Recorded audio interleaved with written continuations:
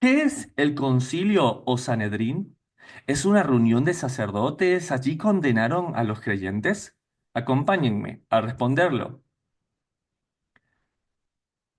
¿Qué es el concilio o Sanedrín? El concilio o Sanedrín en hebreo y justamente en arameo, como esa palabra, Sanedrín, también tiene su parte en griego, que es sinedrion. Literalmente significa sentarse juntos o congregar.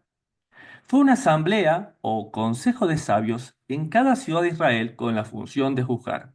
En el siglo I, tiempo del Mesías, en tiempo del Segundo Templo, el gran Sanedrín se reunía allí, en el Templo de Jerusalén, en el llamado Salón de las Piedras Talladas. Según enseña la Mishnah, se sentaban en tres filas dispuestas en semicírculos y dos secretarios registraban las decisiones. El Sanedrín se reunía todos los días, excepto los Shabbats.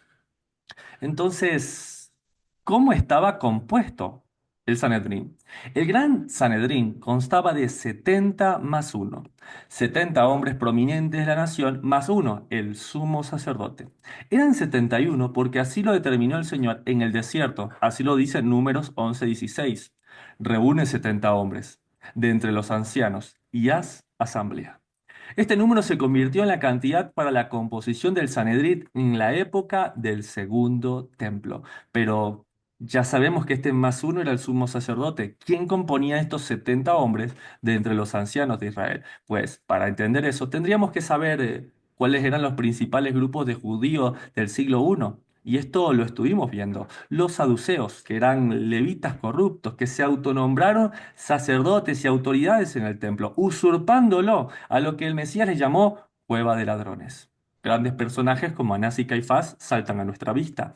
¿Qué tal los esenios, legítimos levitas, pero que no quieren estar de acuerdo con los saduceos? Entonces, al no querer vivir de forma corrupta y estar bajo el régimen de facto, van a vivir al desierto de Qumran. Son ellos los que hacen, por ejemplo, las obras de la ley o los rollos del Mar Muerto, la ley oral y muchas de las leyes de Muxé, como por ejemplo la que nombra Colosenses 2:21, no manejes, no toques, no gustes. Y los personajes son Juan el Bautista y, ¿por qué no, Lázaro? De hecho, que veníamos de estudiar la semana anterior.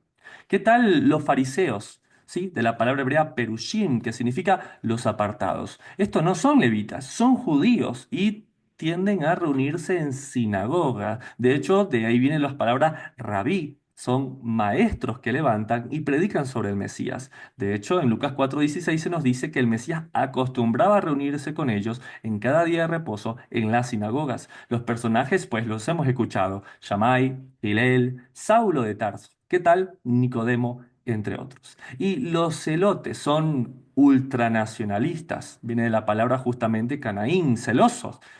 Mataban romanos con una sica. Y esta sica, de hecho, este arma, un cuchillo, pues viene de la palabra sicarios. En Lucas 6:15 nos dice que el Mesías eligió a Simón el celote, con este pasado, como su discípulo. Pero también tenemos otros personajes como Barrabás y Judas el Galileo, por ejemplo, un revolucionario que se llamó a sí mismo como un Mesías. Pero tenía limitaciones el Sanedrín. Aunque el Sanedrín podía entender de las causas que le eran propias, no podía condenar a muerte. Carecía de lo que se conoce como ius gladi, derecho a la espada o condena a la pena capital. De hecho, le encontré un dato interesante. Flavio Josefo, historiador judeo romano, comenta la deposición del etnarca judío Arquelao y su territorio bajo las órdenes del procurador romano Coponio en el año 6 después de Cristo y afirma: reducidos los límites de Arquelao a provincia romana, fue enviado Coponio, procurador romano, dándole César poder para ello. Eso lo encontrarás en Guerras de los Judíos. Cuando Josefo dice poder para ello, debe entenderse que uno de los poderes que recibe el procurador Coponio es el de aplicar únicamente él la pena capital. Y lo que es aún más importante, el de hacerlo con plena exclusividad. Este hecho concuerda con la afirmación que encontré del historiador romano Tácito, donde escribe: los romanos se reservan el derecho a la espada y olvidan el resto. Pero, ¿qué tal mostrarles que el que los judíos hayan perdido la autoridad, pues, de la condena a la pena capital está en la Biblia? Para eso les traigo evidencias. Entonces, según los evangelistas, una vez finalizado el juicio del Mesías en el Sanedrín, en el concilio o en la asamblea de sabios, sus miembros se dirigen al procurador romano con el reo para que aquél sancione la sentencia de muerte emitida y la ejecute. De hecho, está en la Biblia. Y levantándose los miembros del Sanedrín, le llevaron ante Pilato. Eso está en Lucas 23:1. Ahora, el evangelista Juan estima que el asunto reviste suficiente importancia como para dedicarle este comentario que les comparto. Pilato replicó: Tomadle vosotros y juzgadle según vuestra ley. Los principales judíos replicaron: Nosotros no podemos dar muerte a nadie. Juan 18:31. Hermano Lincoln, esto es tremendo. ¿Cuántas veces nos dijeron los judíos mataron a Jesús? Y eso es algo que no se podía hacer, porque como mismo no solamente encuentro en los historiadores como Flavio Josefo, como Tácito, inclusive el mismo Evangelio nos dice que no tienen poder para eso. ¿Cómo era esta conformación? Pues les conté como la Mishnah nos dicen que eran tres filas de asientos. Pues teníamos al sumo sacerdote en el centro, los miembros que eran 35 de un lado, 35 del otro, podrían ser saduceos, fariseos, escribas, discípulos de sabios. Entre ellos se cuentan, por ejemplo, a Nicodemo y a José de Arimatea, que luego ellos mismos se vuelven discípulos del Mesías.